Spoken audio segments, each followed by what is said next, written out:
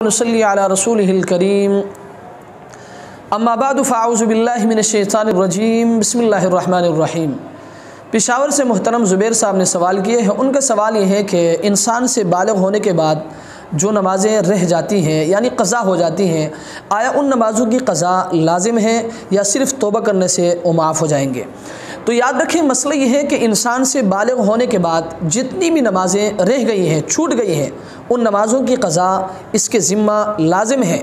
याद रखें, सिर्फ़ तौबा करने से वो माफ़ नहीं होते, ख़्वाह वो कितने ही ज़्यादा क्यों ना हो।